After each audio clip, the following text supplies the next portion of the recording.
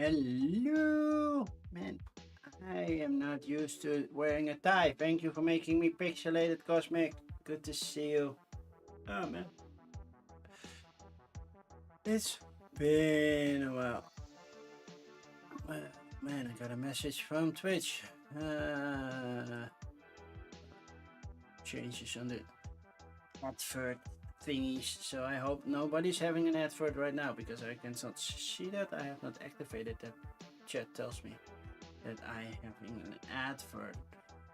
So welcome everybody. Good to see you by the first ever DutchYoda Plays Awards. Or well, some people are already calling it DIPA because basically, yeah, that makes sense. But would we call it DIPA? Good evening, Iron Soul. Good to see you. Thank you for promoting my YouTube channel and Twitch channel. But yeah, basically both. So thank you. I'm off center. Now I'm a little bit on center. So, oh man, okay, I have to get rid of my watch because this is getting annoying. Did I get my steps today, by the way? Not even close. Almost halfway there. No. I cannot find my glasses, by the way. Like 5 minutes per stream, I'm like, oh, I'm not wearing my glasses. Now I have to find them. Should be on the last one, right? Yeah. So, well, we're gonna do it without because, well, I have a big screen. Well, not a big screen. I would like to have bigger monitors, big 4K monitors. That would be awesome. Basically 3 of them, that would be awesome. So I've centralized, I have chat and everything. Then on the left screen I have a preview of what I'm streaming, and on the right I have all the other information. Or maybe mix it around so I can, well, do whatever. But currently I have 2. And it's not cheap to upgrade your monitors, so I could technically do 4, but then you will see me do this because then I can do all around. You are on your way home. You went to the Efteling. How was it? You picked a good day to go to the Efteling. Well, I heard there is. Well, we have some wildfires currently over here. I hear that we had some in Brabant near Udo, which is not near the Efteling, but also not too far away. Did you have any issues with that? Well, you're coming from the south, so as long as you didn't bring any fire yourself, you should be fine. By the way, carbonated water. I don't know. You can see the bubblies. This side. It was a sunny day. Yeah, that's true. But so our military is practicing currently because, well, all the threats in the world, and apparently they triggered some fires. Well, not only military did, but the 3 major fires were triggered by the military. There are some smaller ones that also happened, and we had a drought basically in whole of April. In April we had like 3 millimeters of rain, and that's basically 1 millimeter on the surface high on basically a square meter, and I'm not gonna translate that to imperial. But normally we have like 29 or something, or 30 plus in April, which is still not much because, yeah, it's spring. But yeah, and even though we had a lot of sunshine, apparently yeah, well, my energy bill is higher than last year for April. So, but I hope you had a good time, that the waiting lines were not too long, because it's still technically it's vacation over here. It's May vacation. But yeah, we live in the Netherlands, where one of the few countries where Labor Day isn't a day off. I don't know which other countries there are, but I know that at least for today we didn't get a day off, which is okay. I still have a lot of days left. I can still take 2 weeks off, and I already scheduled 1 week in London. I scheduled my 1 week at Spiel, and a long weekend away during Pentecost. So we're fine. We're fine.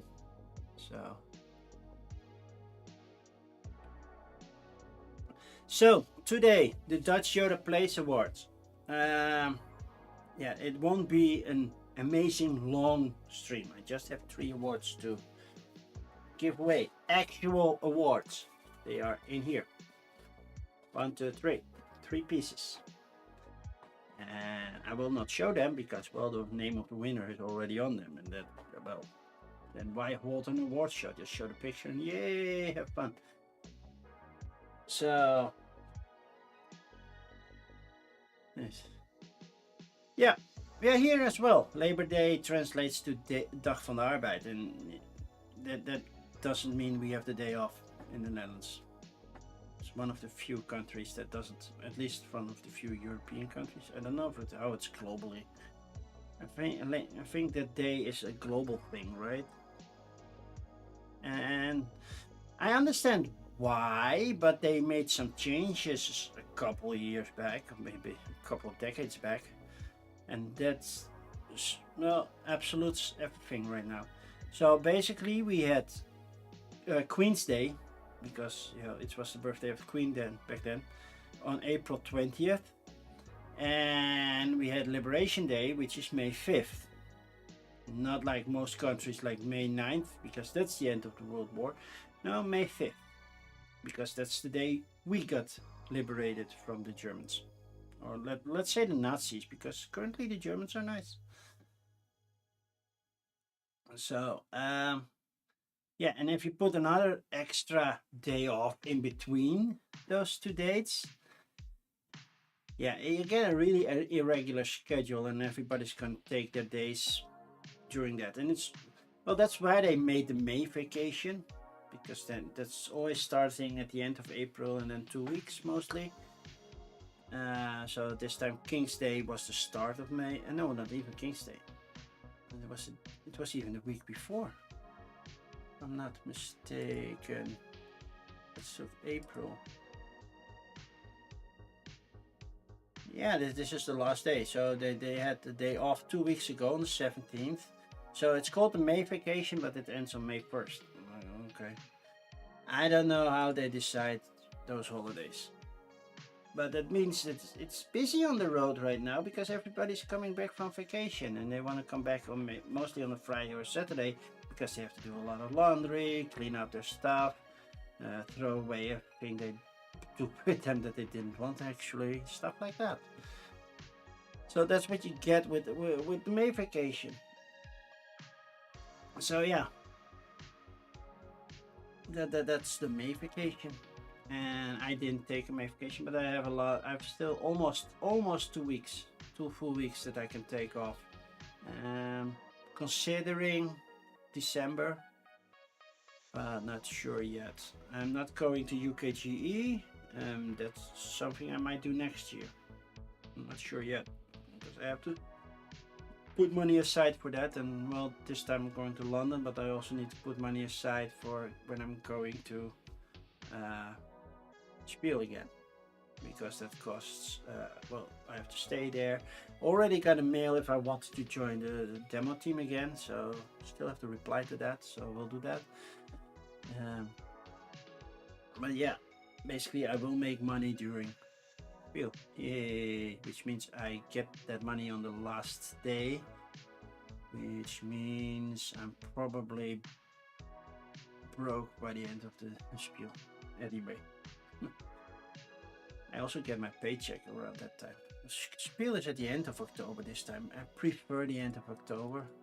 So Spiel is it the very end of October or is it the week before? I forgot. I don't. Let's check this. Spiel 2026.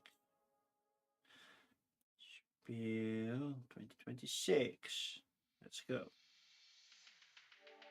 Okay, I get my paycheck right after Spiel, the day after. Okay.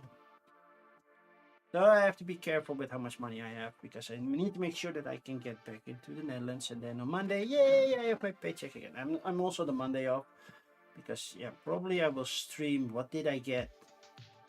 Will be a nice, oh, what did DutchYoda buy or get as a review copy? Hopefully this triggers other companies to maybe do stuff. They don't have to. I will buy games if I think I like them anyway, and I will still do streaming copies, of course.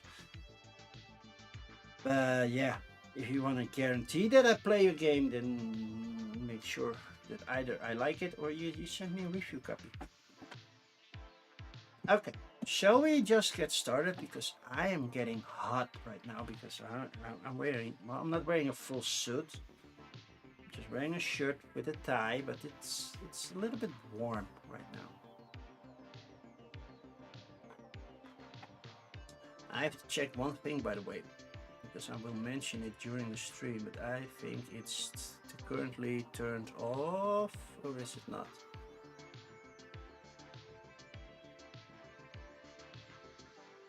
Yeah, it's currently turned off. I will turn it on for the next stream. There's one redemption option that nobody uses. Well, two actually. And I turned them off.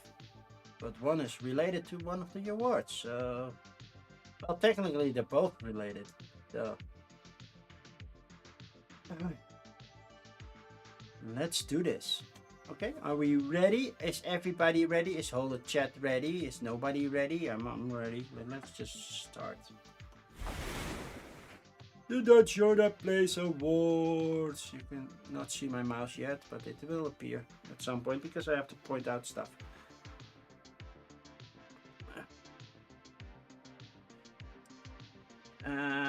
Where was I yesterday? Yeah, I was so busy getting this prepared that I didn't have time. So I posted on Blue Sky that I didn't stream.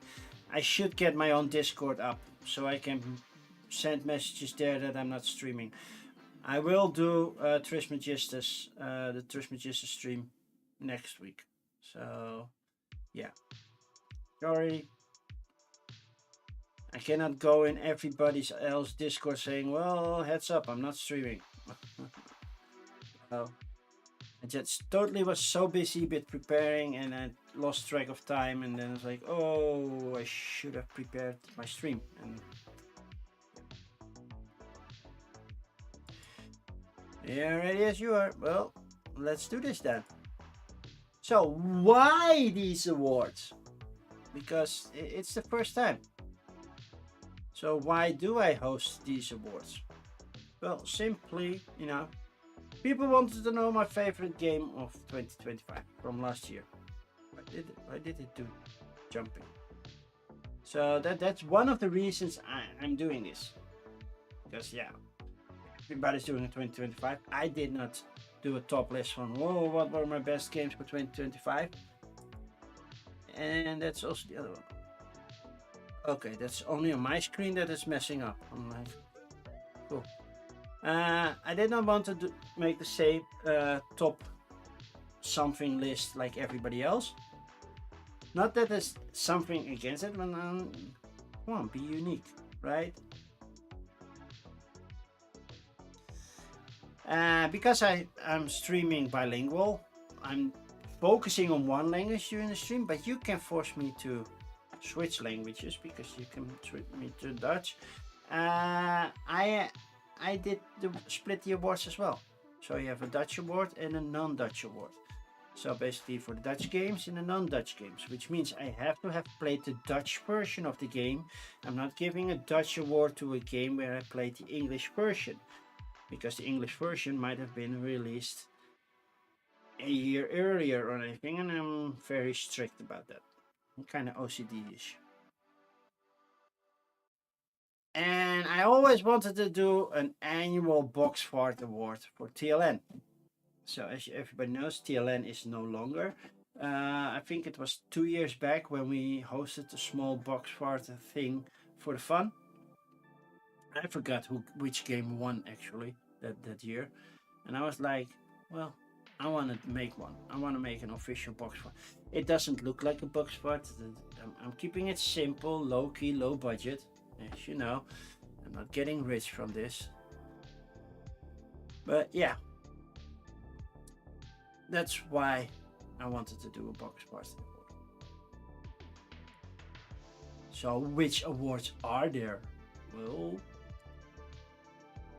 we have Beste Spel, which is Dutch for best game, which means it's the best game by a Dutch publisher. Doesn't mean that the design was Dutch, but the publisher was Dutch, so the rules were in Dutch, and I played it in Dutch, and it was released in 2025. I didn't play every game that was released in Dutch last year. There are some titles I didn't even play for non-Dutch, which is the other one. So, non-Dutch. Best game by a non-Dutch publisher. So, yeah, we have that one. And of course, I already mentioned it. The best box fart, which we're gonna do. Well, I'm not gonna do the award live. I already did the box farts, and I considered which I thought had the best box fart. Now I hope that while I'm doing these live, that same box fart is clearly the winner. Because otherwise, like, Dutch, what are you doing? And we don't want that, of course. Right? Makes sense.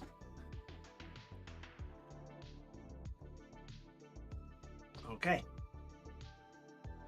So this is what they look like.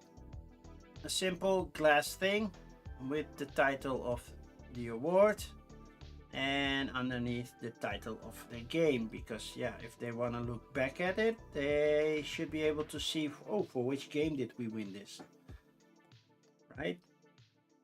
I didn't want a basic trophy. That would have been very simple, very cheap to do. I want to do something a little bit fancier, so I got these. So yeah, I covered the title of the game because they're already printed on it. So next time I'm trying to put the title of the game in there and have this image fully cover the circle. I went back and forth. Wear a mask. Iron Soul, are you freaking kidding me? I'm already hot. Just give me a sec. It will be really fun to explain the nominees while wearing a mask. Okay. So for the people who don't know what wear a mask means, it was kind of like a COVID joke, of course, right? Because then we had to wear a lot of masks. But then I got a Yoda mask, and that means I'm gonna wear it for, I think, 2 minutes. So let's do this. There it is. Oh, it's covering the text. Oh, sorry about that. So, wearing a mask. Oh, now I have an itchy nose and I cannot reach. Oh, I can't actually, but okay. Okay, let's go to the first award session. The nominees were Best Spell, the best Dutch game. And they are in alphabetical order. So first one is Botanicus, which was published in Dutch by 99 Games. Designed by Samuele Tabellini Ferrari and Thierry Massini. And the artwork is by Marcel Grober and Frans George Stammele. So, yeah.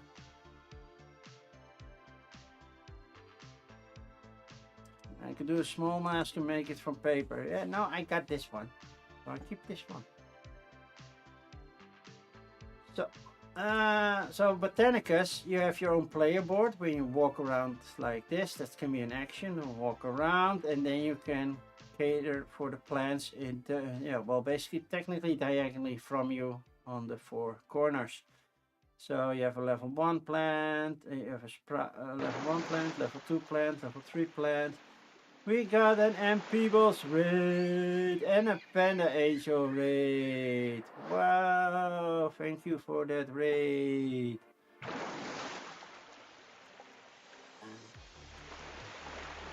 Thank you for that raid. Hi Krivic more. Blood Journey, good to see you. I am Peebles, good to see you. Sorry for the mask, somebody made me wear it. Hey Aquasulas, long time no see. How is life as a married man? I can take this off now. Okay. That is really, really hot. So hopefully I don't have to wear it for the next 15 minutes. Ah, man. So, to see you nice. No. Nice to see you it is. That's proper Yoda language. So, welcome Raiders. So, who won 7 Wonders? The Architects. I'm just doing my first nominee right now. It's my first nominee that I'm discussing. And this Panarid.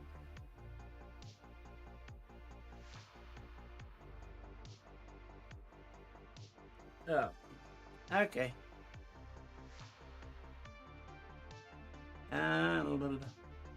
You won't do it. Well, you can. I think it's currently disabled for like another 15 minutes or so. It's not like I'm wearing it the whole time. So in Botanicus, you walk around on this area, you cater your plants, you have level 1, 2, 3 or 4, and as you can see on the side you need to make sure, well, this is the reward you get, and then a little further is basically your contract. You have to have those plants in a certain row to score what's over there. But there's also a main board where you go, and those are the 3 actions. Basically get some coins and some seeds, do a gardening action, and dig up some dirt and get stuff. And here you can see sometimes it splits, and at the end you get some bonuses as well, and at the end of the round you get certain bonuses that can help you along. Yeah, this one was nominated because we played it a lot and my son keeps requesting it because it's a nice game. It's not too heavy. I don't know what the BGG rating is currently, but it's definitely not heavy. It's on the medium side. It looks pretty. The only downside that no, I said backwards. Now you know the next one. No, backwards. The only downside is when they use the basic colors, because yeah, this red and this green, they are iffy if you're colorblind. So yeah, there's that.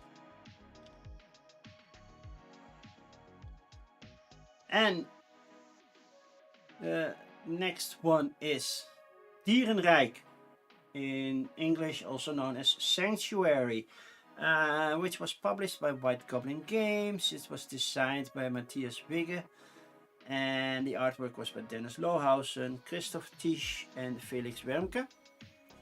Even though there are a lot of photographs in there, I doubt they took all the photographs themselves, but the other artwork around it they probably did, and they probably did this research for those photographs, of course.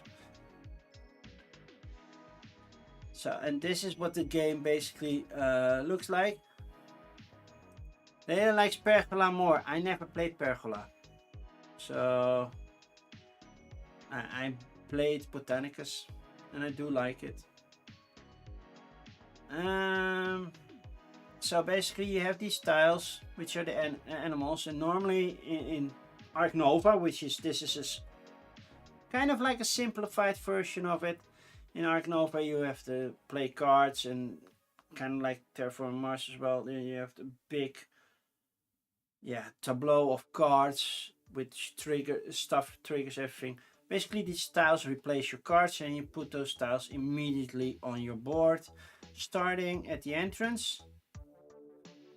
So that's the entrance. If you don't want to use any of your tiles that you have, because you can have action to take tiles, and yeah, the higher up you are, the further on the track you can get those tiles. And some animals require certain placements They want to be near water, for example. They want to put near face down tiles, which, yeah, basically don't score you many points, but some animals want that, and sometimes you cannot place a certain tile that you want in there, and then that's also a solution. Slow Raider, hey Wim, how are you doing? So here are your goals. So you score certain points on certain goals. That triggers also the end game if more goals are needed, and also, yeah, if you run out of tiles and somebody has a full board, that also triggers an end game. This mechanism is the same, and I just noticed that you don't see my mouse cursor anymore. But yeah, at the bottom, yeah, I knew you would do that. But then you have my cursor at least. At the bottom you can see the cards, which basically flip here. Yeah, basically you use the card. If you use the card, it goes back to the front of the row, and that's how you manage in which order your cards come and how strong they are. The left arrow determines the strength of getting a card, tile action, and then, yeah, you can do an action either on 3 or 4. Well, basically you do the 3 unless you power up the card, then you flip it over, and then it will be pointing at the 4 action. So that's alright. You have a tire blowout. That's not good. That's definitely not good. Well, these are certain bonuses you can get that help you if you reach a certain goal. And that's kind of it. Well, what is nice on this one, you have male and female animals.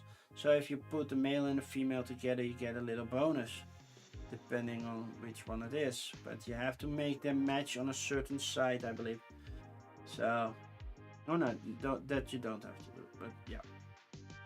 And then you score more points. You get a little bonus if you can get it done.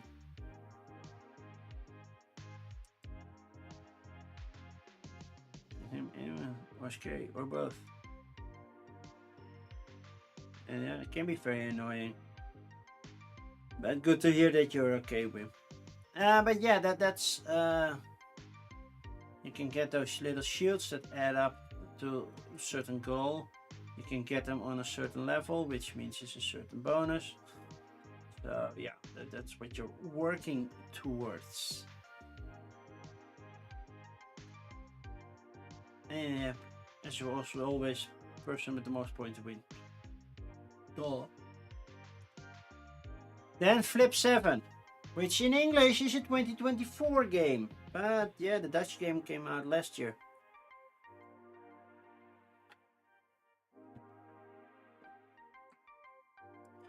Hey, Bonsonator, good to see you.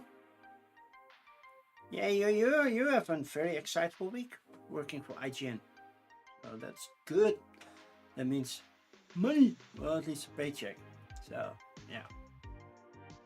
So, published by 999 Games, which is, I believe, the second entry for them. Designed by Eric Olsen and artwork by O'Neill Mobile. So, oh, you have to cycle to none. Well, do give my best.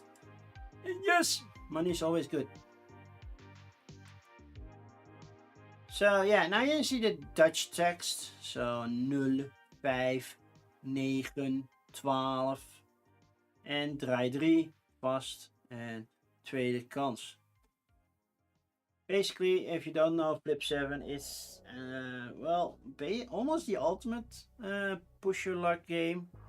At some point you might have to push because you're far behind, but yeah, and you can place these 2 effects on a person. Basically, you want to have 7 different numbers, but there are 12 12s, 11 11s, 10 10s, and also 1 0, which doesn't make sense because it should be 0 0. Yeah, I know it's strange to see this in Dutch. You know what also strange? The card format. These are regular playing card size, bridge card sizes. The one from the op are not. Those are smaller. So yeah. Have I played the sequel? Yes, I have. But that's a 2026 game. So but yeah, basically you can tell somebody, well, you're done. You have to take 3 cards or a second chance. Basically, if you get a double number, which is technically not allowed, you can get rid of that number and you can play again if you want. So yeah, you have to admit the sequel is more fun. Yeah, I nearly got it, but it felt a bit mean for your group. Yeah, for the sequel with a vengeance, I definitely need to have a group that can handle that. But if there is getting a Dutch version, I might get it because it would be nice for the game group at my mother's senior citizen home. You're a sensitive bunch. But it's also more chaos because there are more special cards that you can use. Next up is Forestry, published by DSV, de Spelletjesvrienden, DSV Games. Designed by Michael Peikel, and the artwork is by Michael Resnicek. And the solo mode is by Thomas Holek, as you can see in the bottom. Yeah, I like the look of it, and I was like, yes, this is a game about. You have to cut down wood, but yeah. Did I have a spare game? I might have a spare copy of Flip 7 with a Vengeance, yeah. You can buy it off me. Let's talk later. Yeah. So, picture, my own phone. Yay. This was playing at my mother's house. It barely fits on the table because the circuit board is not ideal, but it works for what it has to be done. So you have these excavators, or basically not really excavators, they just mow down trees. And if they're with the black side up, that means the tree is already been cut over there. So you have to use leaves, which are the green resources over here, to flip them all back so you can cut them again. And you have certain orders you want to do, which means a certain type of wood and a certain type of treatment, which can be this blue, pink or yellow thing. So you also have an employee that goes from area to area. Those are all kind of actions you can do. These are either score points based on what you have here. So basically it says have one of those, or otherwise you can get the top one, but then you don't score the bottom one. And it's the amount of cards you reach. So getting these is pretty viable. This is the round tracker over here. Basically when this stack is done, the game is done. You just finish that round and most points wins. And all these areas give you some sort of resource, extra contracts and contracts on the area that they are on. Each area has 2 contracts that you can choose from. Sometimes you can get contracts blindly. You have money that you can spend. There's this wheel at the bottom. Sometimes you trigger this one, this side, which means you can move up on this side, this track, and every time you need get a cog, you can trigger one of these actions, which means you can get bonuses at certain points. So this one gives me 1 star, and that's not a point. But it gives me 1 star every time I move my thing, and I can move them up to 2 spaces, but I just get the 1 thing. And that this is the star, which means I go around the track. This one gives me just 4 money and one of the special treatments of my choice, and this one gives me one of these cards and other stuff I don't know, remember. And well, you can place houses as well. On those tiles, on the corners, you can place houses, get bonuses that way, and you score points based on how many houses you have built. You can build over water. Normally crossing water will cost you a coin, but if you build a dam, you can cross it for free. If you build a water pass, you can pass it, but the water does still stream. It still costs you a coin, but you get a leaf as well. and then you can score points based on some multiplier you get times whatever scoring ability these tokens give you. I think I covered everything, but I did not fully explain the game. But yeah, that's how you score points, and most points wins. As you can see, we just started, I guess, because we're very low in points yet. Even though I believe this was me, I already finished 2 contracts. So yeah. And then a game that's, well, you can download the English rules, that's no problem, but yeah, this is Frisk. Frisk is a game about Friesland, which is one of the northern provinces in the Netherlands. The publisher is Kapstok Producties, which is actually, I think, a theater production. As far as I can tell, they shared the same logo. But it's basically also from Robert Brouwer, the Kapstok Productie. They designed it, and Arjan van Houwelingen also did the design. And the artwork is by M. Wilson.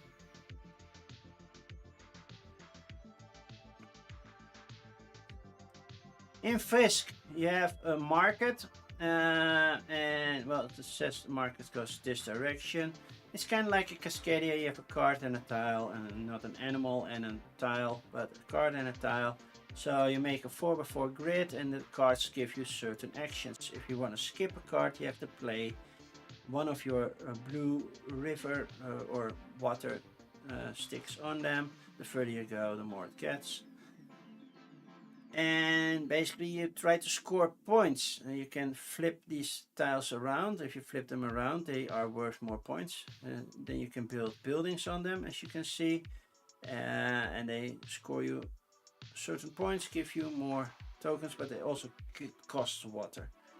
What's even awesome is the red ones are villages, and they are actually actual Frisian villages. So this is Dokkum, where we had King's Day last Monday. It was in Dokkum this time, but they score points, and not entirely clear to see, but also not wearing glass, but it said it's 3 for that one, 3 for that one. So if you have an adjacent tile, you score points. And well, water scores points as being a pond that scores 3 points. If it's connected to another pond, it scores more points. Yellow area scores you points based on the largest connection that you have. Green scores points if they are in a certain row. Brown score doesn't really score you points a lot, but it gives you a lot of these water connections that you can use later on. The artwork is typical Frisian. You see Frisian nature, kind of birds, grain fields, stuff like that. It's not a super high production or anything like that, but it is a nice game to look at and play. It's not that hard. The best thing is you get scenario cards. It comes with 1, but just like its predecessor, which is Grun, which is Groningen, which is the province next to it. And that was 3 years ago, I think, Grun. But yeah, you can go to some museums in Friesland or heritage areas, and there you can buy a new rule set. They tweak the rule a little bit, mostly based on this Filjep card. And if you don't know what Filjep is, well, you know the pole vault. That you jump over a high stick, like 5 or 6 meters in the sky if you're very good at it. Well, Filjep, you just jump over. Well, it's a small creek. It's a deep creek mostly, but it's small. There are also championships for that, to see how far people can jump, and because basically you jump, you climb up high as possible, stretch your legs and land on the other side. Who needs a bridge when you have a big stick, right? Did you miss an opening dance number? There was no opening dance number.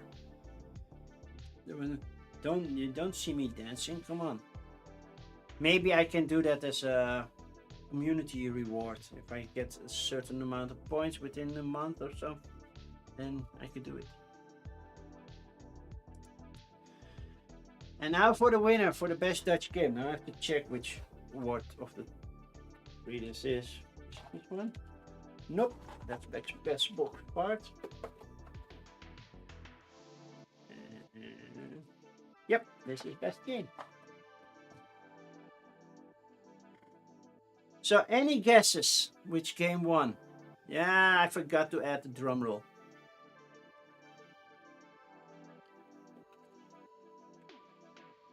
Any guesses? Because I know. Because that was not one of the nominees, and I'm not. It might have won Swedish Jars in '79, but yeah, I wouldn't win this year.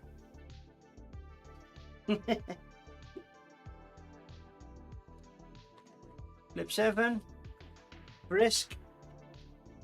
A lot of games with an F, by the way. We have Frisk, Forestry, Flip 7, and even later on we get Finspan. So a lot of games that start with an F.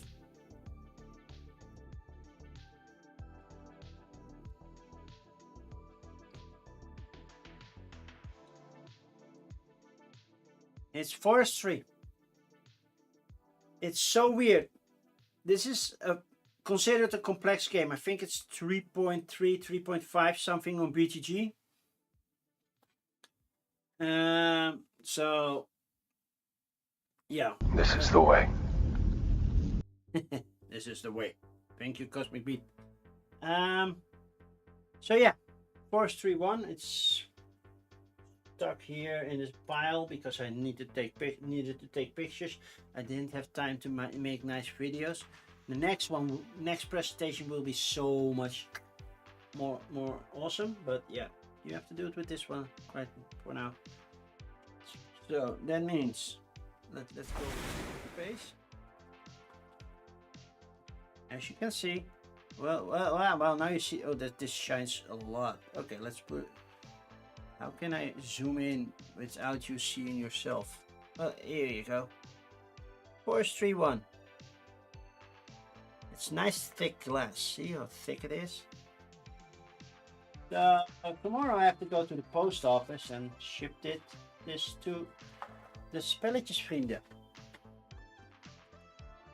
Congratulations, the Spelletjesvrienden. So, as I was trying to explain about Forestry, let's go back. Even though it's a very heavy game, it's something that clicks with my mother, and that's a rare feat to get that done. So that helps it.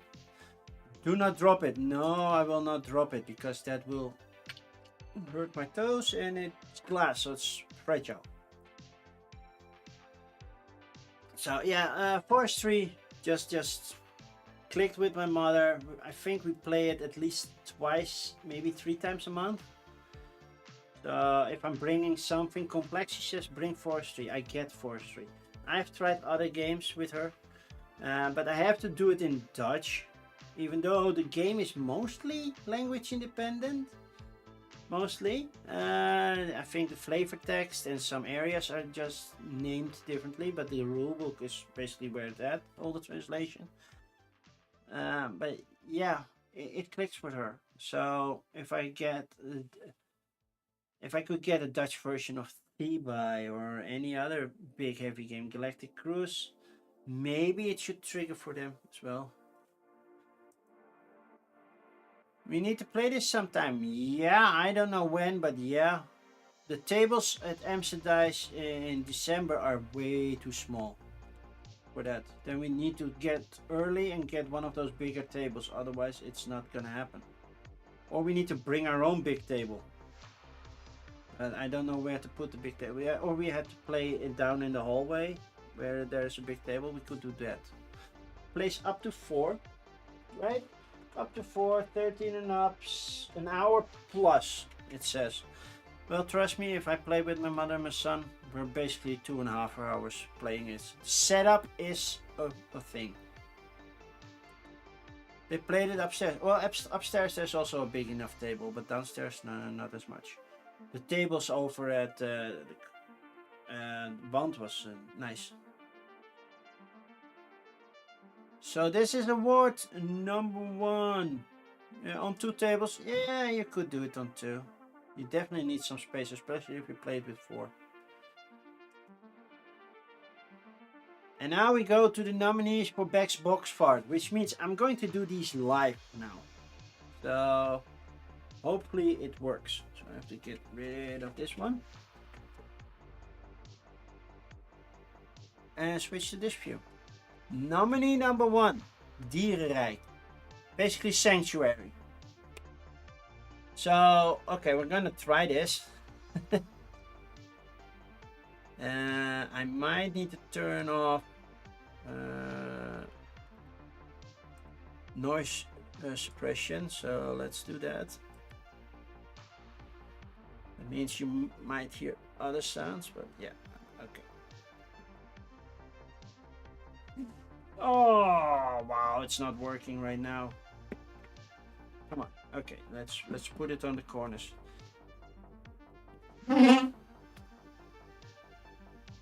So that was proper box fart. It doesn't have an up one. Mute the music. Good call. Good call. And I will mute the music. Let's see. I just wants to do it on the corners. And it used to be doing it on the other sides as well, but yeah. That's a slow one. One more try. So that was a decent fart, right? So, next up,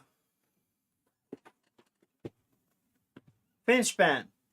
Okay, there's a little cheat only because I have the folded space insert already applied. So, but that's also starting with an F. So let's see Finspan. Wow. These were my best box farts. I picked like 25, 30 games that I played last year and just tried to box fart, and these came out. So, wow, they are not working with me today. This is a slow one. Not as much as I hoped it would do live. It has to be done properly. And the award for best box fart goes to, well, me. Then one that did surprise me, and I hope it will do it here as well, is The Hobbit. There and back again. They need to add box fart to BGG pages. Maybe. Just a sound file. Like. The problem is box farts can be a little bit inconsistent. So I tried like 5 times each box and picked the best of it. And yeah, I did not play this last year, but I did play it this week. Well, you already saw the nominees. It did not make it for best game of last year, but then I was putting the game back, and I was like, "Whoa, this sounds good." Wow, now it doesn't. I don't know what it is. Maybe they all have stage fright or something.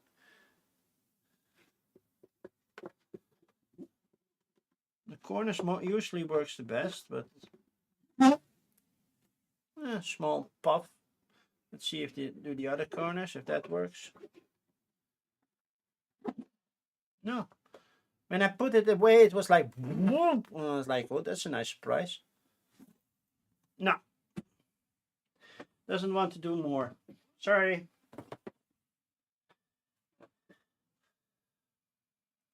So that was The Hobbit by Office Dogs Games. Next one was Saltfjord. I believe in English it's from either a Porta or the other one. Because they have the 2 companies. You have Aporta, and Riverside is by Chili Fox, I believe. I think it's Aporta. It's also Brazilian, this one.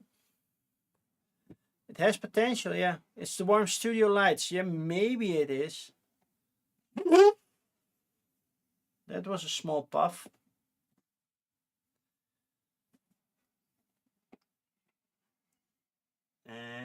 Let's try it at the corners. That was a boo-boo. Hi, Gamer Eyes Guy. We're doing box farts right now. Okay, just one normal one. See if that works. And what if I just push down the middle? I haven't done that with the other ones. Well, that makes it even better. But that was Saltfjord by DSV Games, at least the Dutch version. Almost made it for best game, but I was like, yeah, not yet. And they already won. Then Thebai, also potential for best game of the year. Let's see. It's by Board and Dice. That was a quick, short one.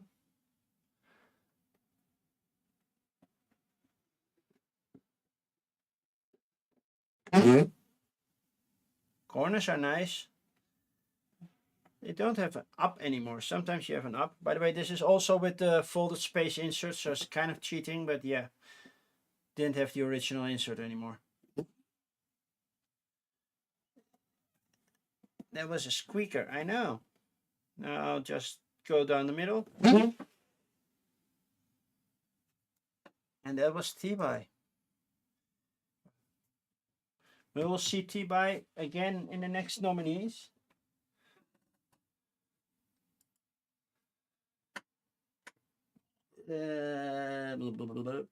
This one. And the winner is... Let's see if I can make it fart properly. Because I was not happy with how it farted. And it is the winner. So...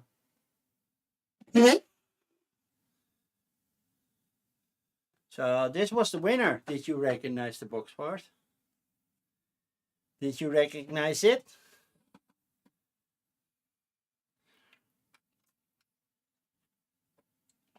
It did do a way better job by then. The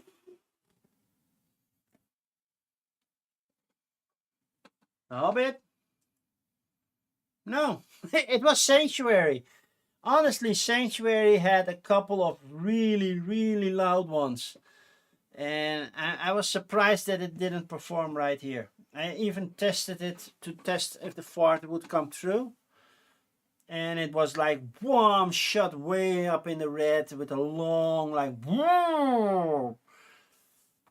So, yeah. I think it was this one. Yo.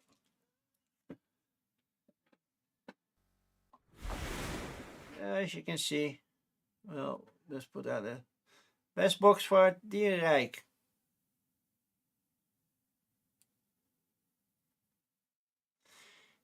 Well, the Hobbit did surprise me, but it was at that moment not as consistent, just as it is now. But they all were failing right now. But yeah. That one is going to White Goblin Games, which means it also stays in the Netherlands, which, well, it's cheap on shipping for me, but that was not one of the restrictions for it, but that happens to be so.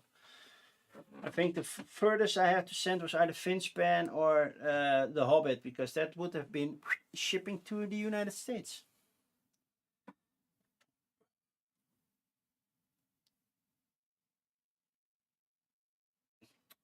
Wrong button. This button. There we go. So the winner is Sanctuary, aka Dierenrijk.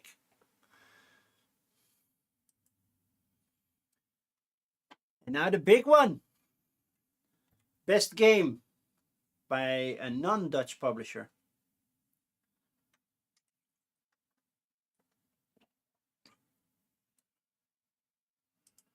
Nominee number 1, Covenant. I've been saying I like Covenant a lot since I got it at Spiel. I played it with Wim at Amsterdam in December. We played a couple of rules long. But yeah, and the publisher is De Vier.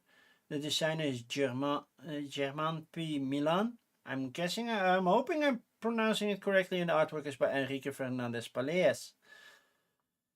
So yeah, it has a solid solo mode that's really hard. I haven't beaten it yet. You need to get those combos working, and that's one of my weaknesses. I'm not seeing the combo unless it's actually being triggered at the moment that I'm playing it. Then it's like, oh, I can do this, this, this, and this. Otherwise, no, it did not resonate with me. So yeah, that's Covenant. Oh, I forgot to flip this picture because hey, somebody took the picture flipped. So you have certain actions you can do. You can mine over here, put buildings in here that score a lot of points. I've never seen this board that full, to be honest, with the people I played it with. But it is beneficial to do so. You can upgrade your player board, which you can see over here with pieces here. Basically, you can also delve a little bit over here, and you can put gain buildings and then later put them out there. So you have 3 gates, 3 level of gates, 3 pillars or chimneys actually, and then there's the King's Throne, and then you can score points if you're one of the earlier ones there, delivering gems. There are also these discs that help you improve your actions. So as you can see, there are spots here, and these are all silver, so you can only put silver over here. Basically, when you trigger the action, you also trigger that, and that's the combo you need to try to do. There are 3 tracks where you go up on. You have this track, and every time you get to a yellow point, you score one of these on your player board. Same here. You move here, you get some bonus in between, and then there's here where you can get contracts as well, or special powers during the game. And your player board looks something like that. There if your contracts and special powers. Here you lock your enemies that you defeat, because of course in the caves we have trolls, we have goblins, trolls, and the other one. I forgot which one it was. Yeah, to be able to store more of them, you need keys. For every 2 keys you can hold a bigger enemy. Well, here you can see they have upgraded their actions with gold or silver, so every time they place one of their dwarves on that, they score those points. And the more of these you have, the more actions you can do. Here are the buildings with the placing rules, resources that are limited. You only have 4 spots, gain 2 for each area that you unlock here. And when you get these gold medals, yeah, you gain little bonuses. So that's also useful. And there are just a certain number of rounds, and it's really thinky, and I'm not super good at it, but I really like it. I like the artwork, I like the feel. So that's why Covenant instantly made it in my top 5. The other one is Fossilium. And as I understand it, you can get it in English through Arcane Wonders, but I'm not entirely sure because it's still not mentioned on the Board Game Geek site that they do. By the way, put the background sound back on and turn the other filter back on so you don't hear all the background noise.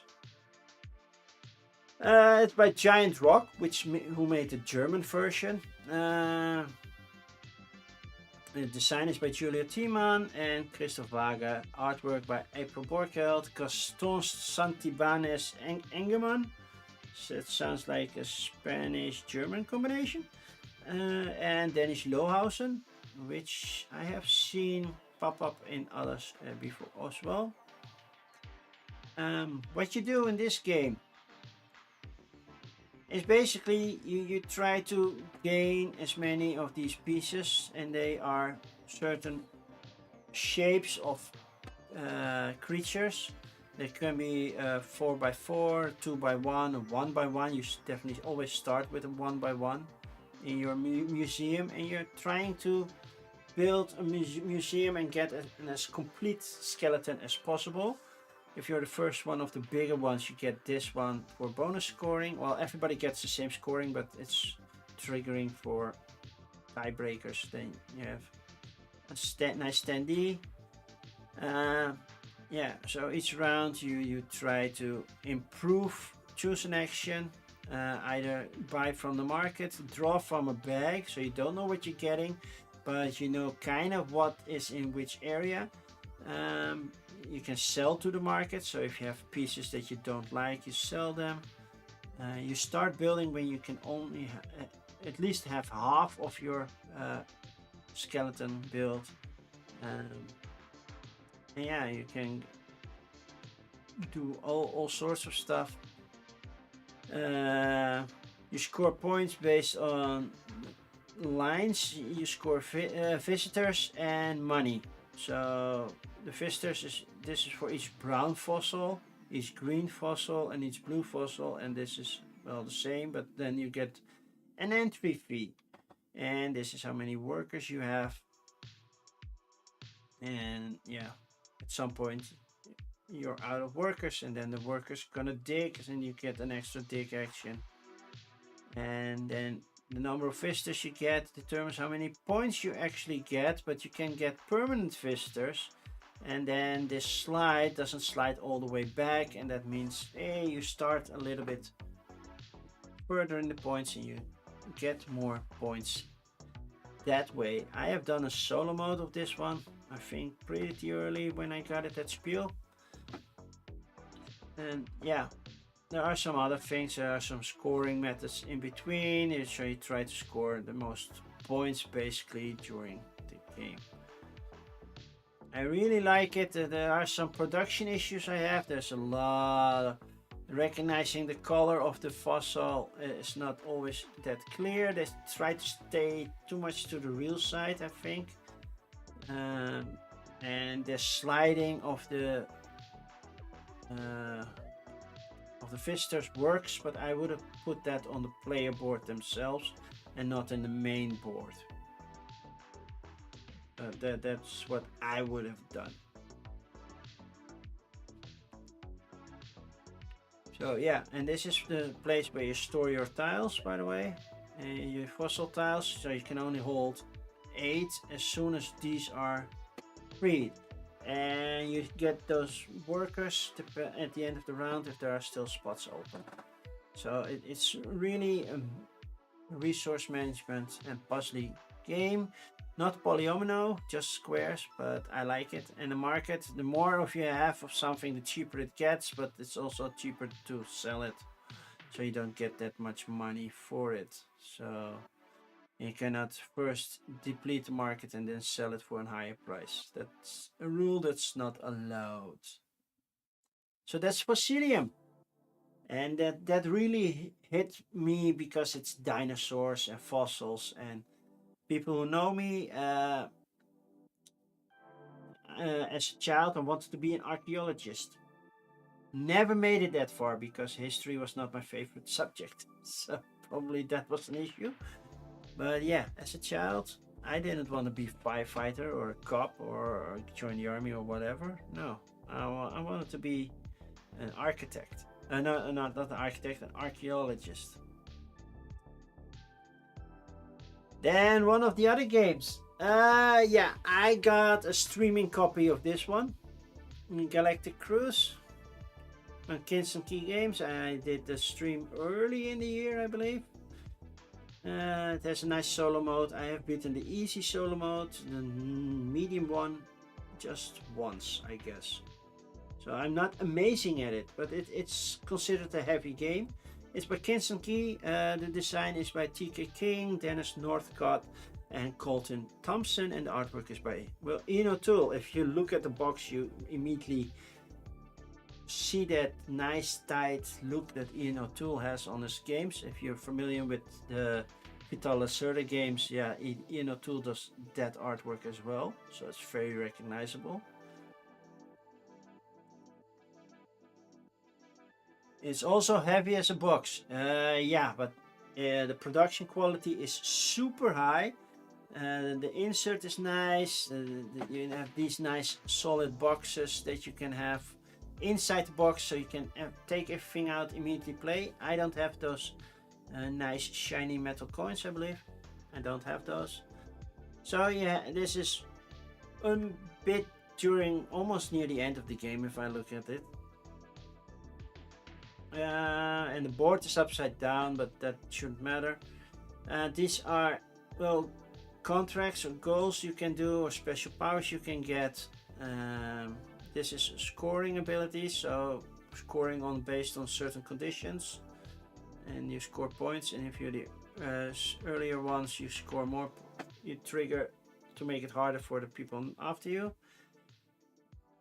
These gear spaces means you can do these actions cheaper. Normally they cost you a certain amount because you place your worker on one of those spaces, and then you can do the actions on those spaces or adjacent. But if you have a gear, that doesn't cost you anything. If you don't have a gear, you have to pay for it.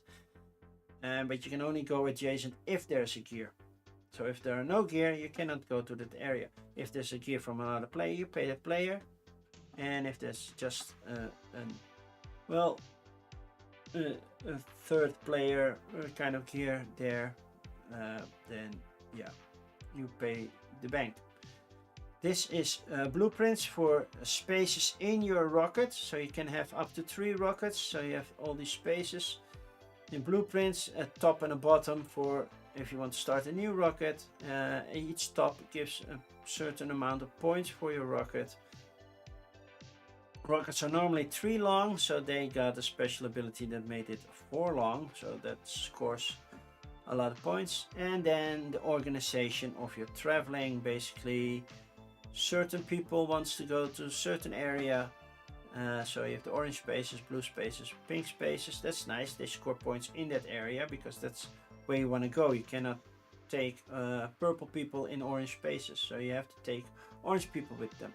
Otherwise, yeah, they're not joining your flight. And this is the itinerary of your flight. So basically, where do you stop during your travel in space? And then you can score points based on what you get here and which planet you are visiting and such. Removing those gears also scores you points and unlocks stuff. And then you get bigger helpers that basically push others out of the way. And also this helps you get more resources. So you need food, you need oxygen, and you need fuel. Those are the 3.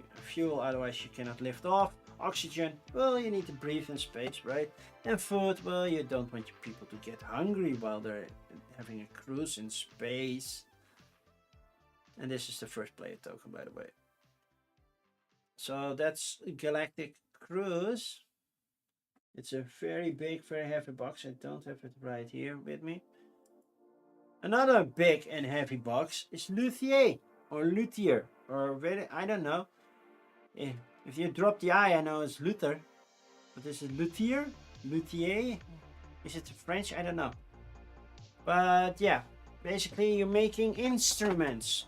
This is published by Patterson Games, which was so nice to send me a streaming copy.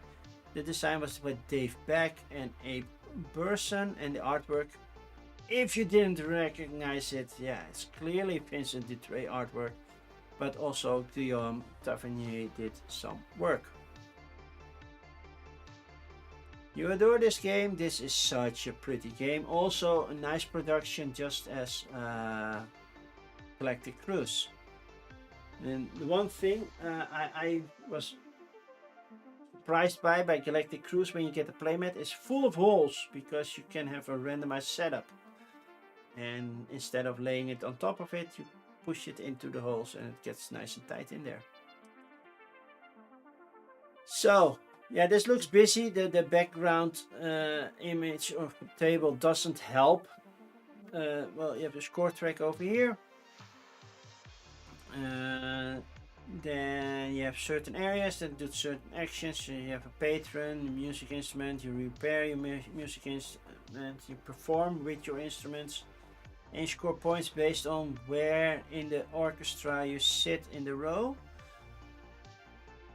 So that's all in there, and yeah, basically you want to satisfy your Patreon by having the right instrument type or from a certain area, certain music area, performance and everything, and then they will give you points. You have to have resources to build an instrument or repair an instrument. So yeah, there's a lot going on, and you can also go for player order, bid for player order, so you're earlier or later in the game. It's super pretty. It really captures the time period nicely. Yeah, I love Vincent de Trey art, so that's definitely always a plus. I don't have all the deluxe things because it even comes with a conductor baton, you know, the little stick that the conductor uses. It has a cardboard one, but you can get a real one. They also released a dice tower, which was basically a big organ, and if you roll the dice into it, you had bling ling ling, nice little sound while you. It was so over the top. I did not get that one because yeah, I have my audio filter normally on my microphone, so you wouldn't hear it anyway. So yeah.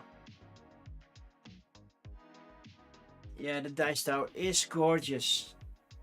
Was it hard to put together? Because it looks like a lot of moving parts. Makes the band kicking you so happy. Yeah, it has a cool, it's super cool. It's really super cool. And yeah, this is a pretty game. Not that complex. As soon as you know how everything is connected, then you're probably good to go. There are also goals you can achieve and everything, and there are certain rounds, and then after a set number of rounds, the one with the most points wins. And there, I promised it would be back, right?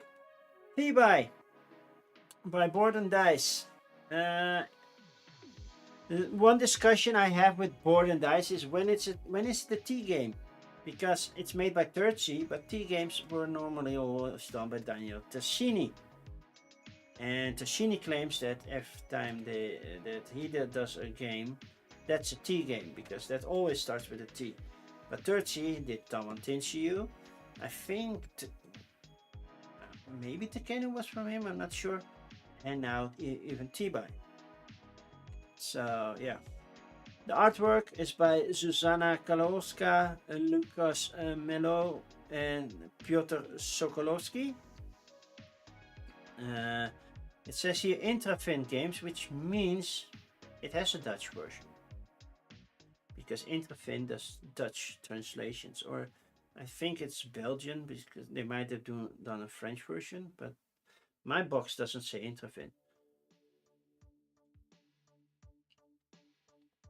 So that would surprise me if this is a Dutch version. Yeah. The build of the dice tower was actually simple. Okay. And held together with screws. No glue needed. Okay. Oh, I forgot to change the title here. Oh, see, I was in a rush this time. So, yeah, not Frisk. That's what you get when you copy paste slides. Such an amateur. So this is T-Buy or Thebes in Greece. You can score on 2 tracks, knowledge, and I believe the other one is war. I'm not entirely sure. You can get heroes, but also you try to score wherever this marker is. Then you want to try to have at least enough soldiers out there. Soldiers are basically some of your dice. I think the black ones are soldiers, the white ones are workers. If you place them on a die in between something, you can trigger the location or move them here to be able to either place a location and do stuff. If you put a soldier in there, it counts for this row, even if it's up or down below one of those tiles. You have to put them adjacent to at least one, so you cannot put them randomly somewhere.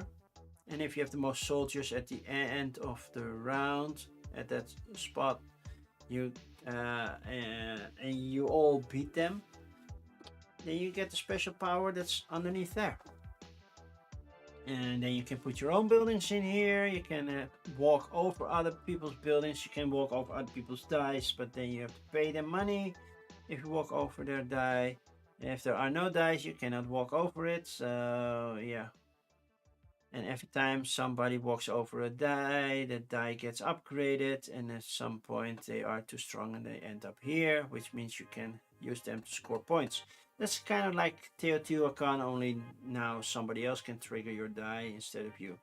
There are 10 rounds. You don't know what is coming in the later rounds. I think the first 3 are open, so they're currently in round 5. Well, there's 2 tracks you can go up, score points, and yeah, get all sorts of resources to help you create contracts, fulfill stuff, and basically move up on as many tracks as possible.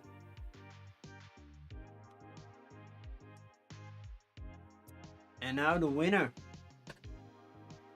Do you have any idea who the winner is? I know. This one, right? Did I get the right package?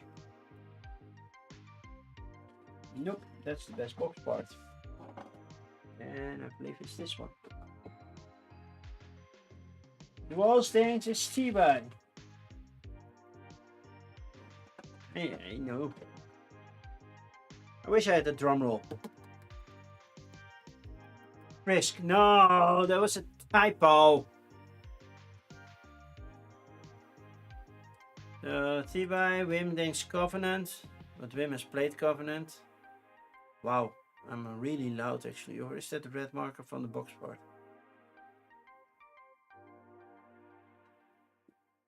Okay, I will not keep you in any longer suspension. It's Covenant, which means I have to send this award either to the United States, where De Veer is, but I can also send them to Spain, which probably is, I believe it's their headquarters. I have to ask where to send them, or I give it to them at Spiel. I don't know. So just to prove you that it is, there you go. Best game for 2025, Covenant.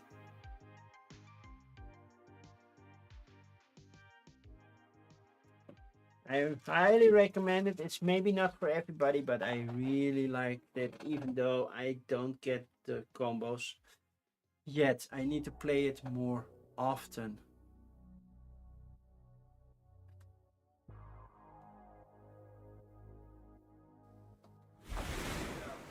So Covenant. And nice. Thank you all for being here. That concludes the first DutchYoda Awards. I will post shorts of who won what sometime tomorrow, because I don't have plans, but I'm gonna take it a little slow the rest of the night. It's been a long week. But next up, and that's not really for now. Upcoming Tuesday, as usual, coffee and crowdfunding. For the people that don't know, coffee and crowdfunding every Tuesday, and I will skip a couple because either will be at Spiel or will be away for vacation, stuff like that. But normally every Tuesday at 10 p.m. European, 4 p.m. East Coast, 1 p.m. West Coast. I will stream that. Then Let's Play on Thursday, upcoming Thursday. I missed Trismegistus last Thursday, so yesterday. I am very sorry. I totally lost track of time. I will make it up by doing it next week. So next week the Trismegistus solo, not the roll and write, which also has a solo mode, I believe, but just the normal game, the remake. And then this Sunday there won't be a bordspelluurtje, because I have to be, well, we're gathering together around 8 a.m. because I have a baseball game at 10 a.m. So I cannot do it at my regular time. So Bordspel Uurtje will be done next Sunday because then I have a game at 2 p.m. so that would work. I would be in time for that. So then Bordspel Uurtje is a Dutch stream that I do not every, on Sunday morning if I can, where I just look at the latest news in board game world. New announced games, new publishers, maybe a scandal here and there. Like last time I talked a bit about Simon doing the NFT stuff. Like, dude, why? So yeah. And that's it for today's stream. Thank you all for being here. Congratulations to the winners. If you're not following me on YouTube yet, please do so. It's youtube.com/@yodaplays. The more followers I get, the easier it is for me to get a press ticket for Spiel. I already can get tickets for the other days because I will be demoing, but a press pass would be nice to get to the press event. Since I'm no longer working for Budget Spelen, I have to do it on my own. And I have enough Twitch followers, but on Instagram and on YouTube, I'm not nearly there. So yeah, it would be nice if I could get a press pass. Just follow me and the numbers help. Apparently, it's still a numbers game. Shall we find somebody reigns? I hope your team wins. I haven't played against their baseball team yet. We do win from their softball team, but their baseball team, that's a wild guess. Let's see who we can raid right now. Just have the Twitch screen in front of me. Who is live? Who can we raid? For the people on YouTube? No. Sorry, DutchYoda. I didn't make a YouTube. I should do that. Thank you for giving me that idea. But yeah, it pop up. Are there any people live? Duchess is live. We can raid Duchess. Let's raid Duchess. I haven't raid Duchess in like forever. Yeah, you scrolled up to the link tree. Okay, well, yeah, that worked as well. I think that I have a comment for that, right? I don't have it here, but I think it's socials, or is it just social? So, yeah. There we go. There's my link tree. There you can find everything. And also, yeah, well, the social media rotator will turn on as soon as I say stream ended. So, let's start a raid to Duchess. I'm not sure what she's playing, but we're gonna raid her anyway. Duchess 1105. Raid started. Thank you, Wim. Let's chat on getting you a copy of Flip 7 with a Vengeance. So everybody have a great rest of the day. Stay hydrated. Take care of yourself.